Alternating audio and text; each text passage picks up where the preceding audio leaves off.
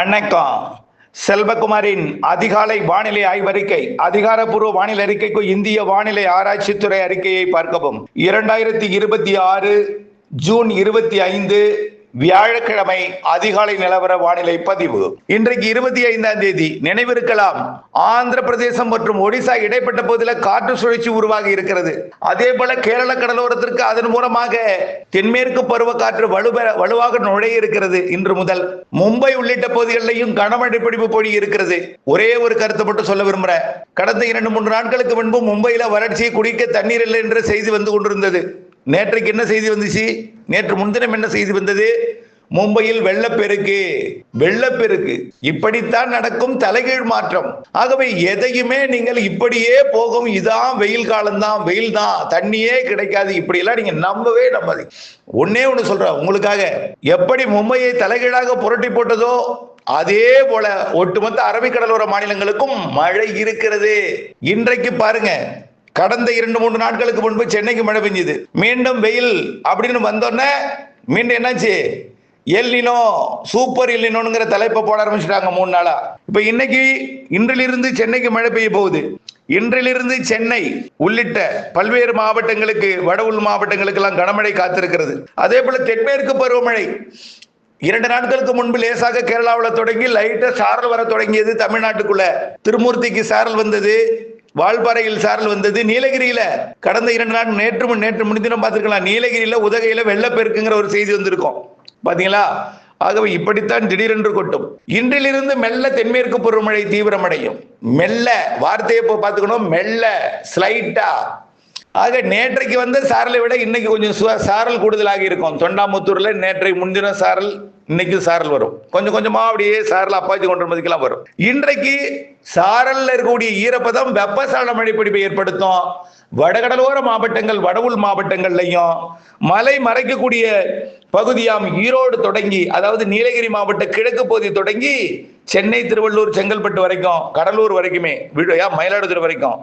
அதே போல கொடைக்கானல் மலை மறைக்கக்கூடிய கிழக்கு பகுதியில தொடங்கி, அதாவது திண்டுக்கல் மாவட்டத்தோட பகுதிகள், மதுரை மாவட்ட வடக்கு பகுதி, அப்படியே சிவகங்கை, ராமநாதபுரம் உள்பகுதி, அப்படியே பார்த்தீங்கன்னா விருதுநகர் மாவட்டத்தோட கிழக்கு பகுதி, சிவகங்கை, ராமநாதபுரம் உள்பகுதி, புதுக்கோட்டை மாவட்டத்துக்கெல்லாம் இன்றைக்கு மழை இருக்கு.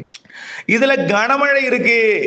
சென்னை இன்றைக்கு மாலை பேசு பொருளாக இருக்கிறது. இன்றிலிருந்து ஒரு 5 நாட்களுக்கு சென்னைக்கு மழை வாய்ப்பு இருக்கு. மாலை இரவு இடிமழை பொழிவு. அதுல இன்றைக்கு உறுதியாக திருவள்ளூர், திருப்பத்தூர், வேலூர், ராணிப்பேட்டை, சென்னை, திருவள்ளூர், காஞ்சிபுரம், செங்கல்பட்டு, திருவண்ணாமலை, கள்ளக்குறிச்சி, விழுப்புரம், புதுச்சேரி, கடலூர் ஆகிய பகுதிகளுக்கும், அதனைத் தொடர்ந்து கிருஷ்ணகிரி, தர்மபுரி, அப்புறம் அப்படியே நாமக்கல், சேலம், ஈரோடு பகுதிக்கும், அப்படியே கடலூர் மாவட்டத்தின் உள்பகுதிக்கும் இருக்கும். இந்த பாலக்காட்டு கணவாய் பகுதிகளுக்கு, அதாவது வடக்கையும் தெற்கையும் மழை இருக்கும். கோயம்புத்தூர் வடக்கு, நீலகிரி இங்க இருக்கும். அதே போல தெற்கையும் இருக்கும். கண்டிப்பா கொடைக்கானல் மலைக்கு கிழக்கே இருக்கக்கூடிய நத்தம், அப்படியே மேலூர், மதுரை மாவட்டம் சோழவந்தான், அப்படியே கிழக்கு அதற்கு வடக்கே உள்ள எல்லா பகுதியும், அப்படியே பொன்னமராவதி, துவரங்குறிச்சி, சிவகங்கை மாவட்ட பகுதி, காரைக்குடி, இந்த பகுதியெல்லாம் இன்றைக்கு மழை வாய்ப்பு இருக்கிறது. ராமநாதபுரம் மாவட்ட உள்பகுதிகளுக்கும் கடலோர பகுதிகளுக்கு கூட வாய்ப்பு இருக்கு. வடக்கு கடலோர, ராமநாதபுரத்தோட வடக்கு கரை, தொண்டி, அதே போல ஜெகதாப்பட்டினம், கோட்டப்பட்டினம், மணமேல்குடி மற்றும் அப்படியே பார்த்தீங்கன்னா கடலோர பகுதிகளுக்கும் மழை வாய்ப்பு இருக்கு. அடுத்தது நாளை, அதாவது நாளை 26ஆம் தேதி மாலை இரவு மழைப்பிடிப்பு எங்க இருக்குன்னு பார்த்தீங்கன்னா, மீண்டும் சென்னைக்கு மழைப்பிடிப்பை கொடுக்கும். நாளைக்கு சென்னை, திருவள்ளூர், செங்கல்பட்டு, காஞ்சிபுரம், விழுப்புரம், புதுச்சேரி, கடலூர், அப்படியே திருப்பத்தூர், வேலூர், ராணிப்பேட்டை, திருவண்ணாமலைக்கு நல்ல மழை வாய்ப்பு இருக்கிறது. நாளை மாலை இரவு அதே மழை. அடுத்த நாள் பார்த்தீங்கன்னா இன்னும் கொஞ்சம் கூடுதல் பரப்புல கொடுக்கும். அதாவது 27ஆம் தேதி இன்னும் கொஞ்சம் கூடுதல் பரப்புல கொஞ்சம் நல்ல பரவலாவே கொடுக்கும். வட உள் மாவட்டங்கள், வடகடலோரம், கர்நாடக எல்லையோர மாவட்டங்கள், ஆந்திர எல்லையோர மாவட்டங்கள், அனைத்து வட உள் மாவட்டங்கள், வடகடலோர மாவட்டங்கள், அதாவது பாலக்காட்டு கணவாய்க்கும் 27ஆம் தேதி சாரல் நல்லாவே வர ஆரம்பிச்சிடும். 28, 29, 30 தான் வலுவான சாரல். ஆக நல்ல சாரல் வர ஆரம்பிச்சிடும். 28, 29, 30 மையமாக வைத்து படிப்படியாக இன்க்ரீஸ் ஆகும். நான் மீண்டும் சொல்றேன், இந்த சாரல் அணையை நிரப்பிடாது.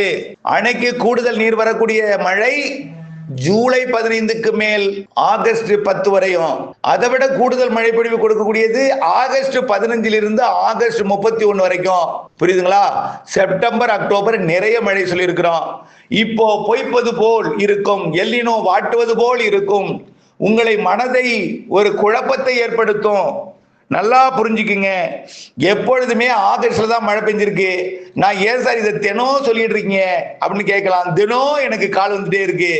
நீங்க மறந்துட்டு பேசுறீங்க. ஈரோடு மாவட்டம் கொடுமுடி பகுதிகளில் எல்லாம் காற்று தான் வீசும். இந்த நேரத்துல எப்போ மழை பெய்திருக்கு? தென்மேற்கு பருவமழை வலுவாக ஆடிக்காத்து அடிக்கும் பொழுதுதான் வலுவான மழை பொழிவு. ஆடி மாதம் தான் ஆடிக்காத்தும் வலுவாடிக்கும். ஆடி மாதம் தான் அணைகளை நிரப்பு மழை பொழிவு எல்லாம் கொடுக்கும்.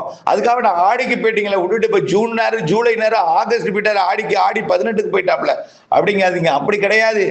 மாத இறுதியில் வலுக்கும் தென்மேற்கு பருவமழை மெல்ல நம்பிக்கை கொடுத்து அது மழை பொழிவை அதிகரிக்கும். ஜூலை இறுதியில, ஜூலை 15க்கு மேல, ஜூலை இறுதியில மேலும் வலுப்பெறும். ஜூலை இறுதியில அணைகளுக்கு நீர்வரத்து அதிகம் கொடுக்கும்.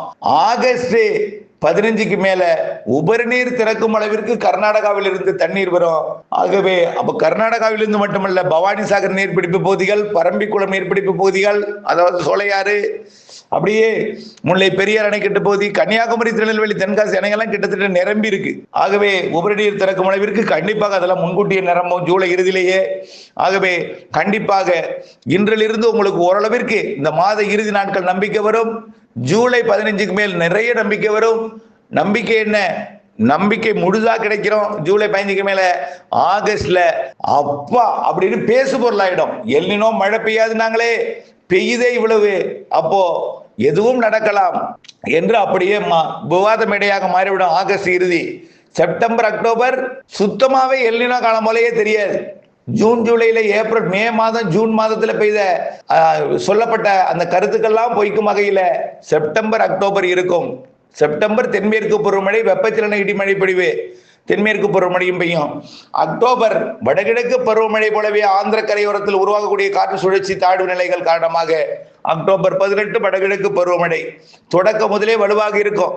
எப்போதுமே அக்டோபர் 18ல பருவமழை தொடங்குச்சுன்னா அது அப்படியே நவம்பர் வரைக்கும் அப்படியே ஸ்லைட்டா தான் இன்க்ரீஸ் ஆகிருக்கும் வழக்கமா எப்போதுமே. ஆனா இந்த ஆண்டு அப்படி இல்லை.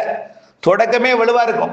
அக்டோபர் மாதம் தொடக்கமே வலுவா இருக்கும். அக்டோபர் இறுதி வரை மிக வலுவா இருக்கும்.